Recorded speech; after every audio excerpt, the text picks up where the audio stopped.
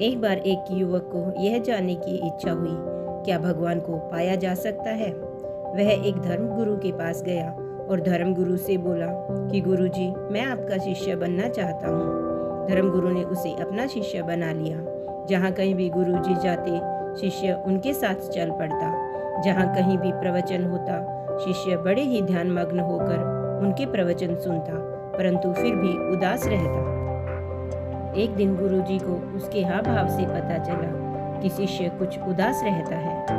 तो गुरुजी ने शिष्य को अपने पास बुलाया और पूछा, क्या बात है, तुम उदास क्यों हो। शिष्य बोला, गुरुजी, मैं आपके कहे प्रवचनों के अनुसार चलता हूँ, पूरे ध्यान से आपकी बातें सुनता हूँ। मैं आपका शिष्य इसलिए बना था ताकि यह जान सकूं क्या प्रभु को पाना संभव है, परंतु इतने दिनों तक आपकी संगत में रहने के पश्चात भी मुझे इस बात का उत्तर नहीं मिला, क्या प्रभु को पाना संभव है। इस बात के कारण मेरा मन उदास रहता है।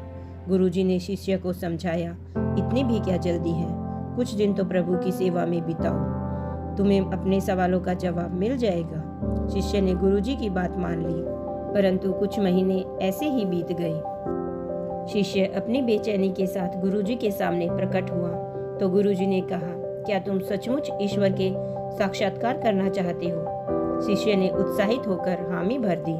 तो गुरुजी ने कहा, चलो मेरे साथ, आज मैं तुम्हें ईश्वर की प्राप्ति के मार्ग पर ले चलता हूँ। गुरु और शिष्य दोनों नदी की ओर चल पड़े। नदी के किनारे खड़े होकर गुरुजी ने शिष्य की गर्दन पकड़कर मुंह पानी में डुबो दिया।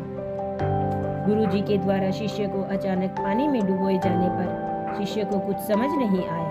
वह पानी से बाहर आने के लिए छटपटाने लगा। गुरुजी ने कुछ देर तो शिष्य को यूं ही रखा और फिर छोड़ दिया। युवक ने लंबी सांस ली और गुरुजी की ओर देखते हुए बोला, गुरुजी, आप क्या करना चाहते थे।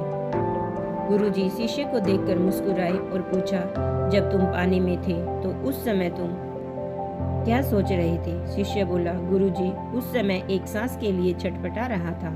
ऐसा लग रहा था कि कब पानी से बाहर निकलूं और खुली हवा में सांस लूं। तब गुरुजी ने कहा, ईश्वर को पाने के लिए भी ऐसी ही बेचैनी की जरूरत है जैसी बेचैनी तुम्हें पानी के अंदर हो रही थी।